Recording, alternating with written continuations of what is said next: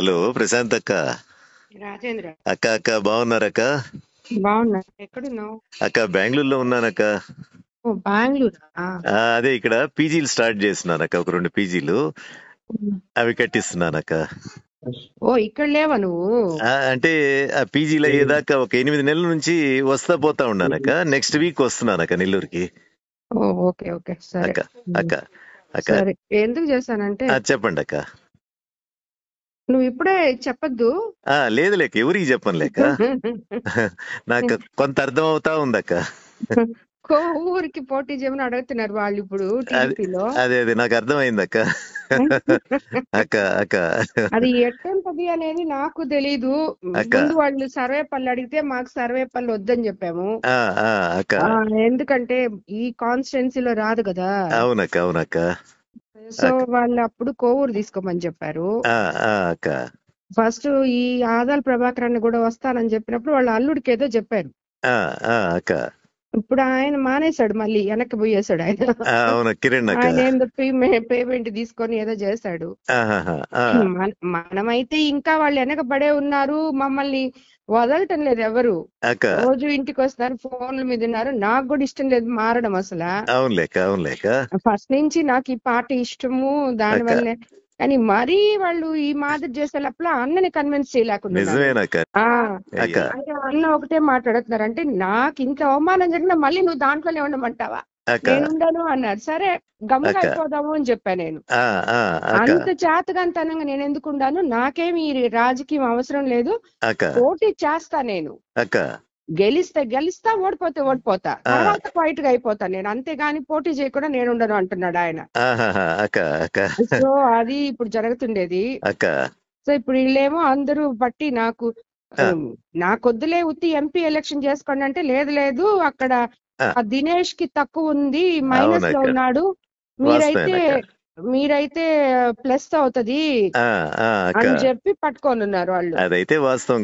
దినేష్ అయితే వీక్ క్యాండిడేటే అక్కడ. ఇంకా నేను మీ గురించి ఏం చెప్పేదాక అన్నా, మీరు కావాలైనా కోవూరైనా అని చెప్పి అంటున్నారు ముందు. కోవూరు అయితే ఈయన ఆదాల వాళ్ళ అల్లుడికి ఇప్పుడు వాళ్ళు రావట్లేదు కాబట్టి వాళ్ళు కావాలి, ఆల్రెడీ కావ్య కృష్ణారెడ్డి ఉన్నాడు, అతను చూసుకుంటాడు, సో కోవూరే తీసుకోండి అని చెప్తున్నారు. అదే కావాలొచ్చి కావ్య కృష్ణారెడ్డిని కూడా అక్కడ లోకల్ గా వ్యతిరేకించారు ఈ మధ్య అందరూ కలిసి. అందరు వ్యతిరేకించారు, కానీ వీడి మీద ఇంకా వ్యతిరేకుతుంది కదా. కుమార్ కూడా పోతున్నాడు. ఆ ప్రతాప్ ని అసలు ఎవరు ఓటు కూడా ఇరు ఒక్కటి కూడా. అది ఊరికే నీకు ఒకసారి చెప్దామని.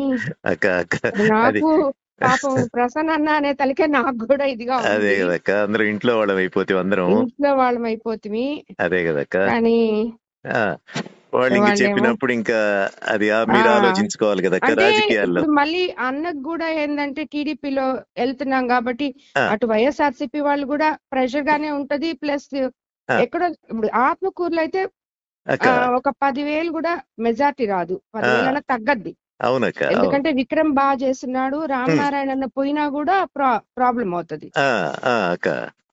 ఉదయగిరి బానే ఉంది, ఉదయగిరి బాగుంది టీడీపీకి, అది కూడా బాగుంది. కందుకూరు కూడా ఇప్పుడు ఆ పిల్ల ఎవరో పెట్టారు.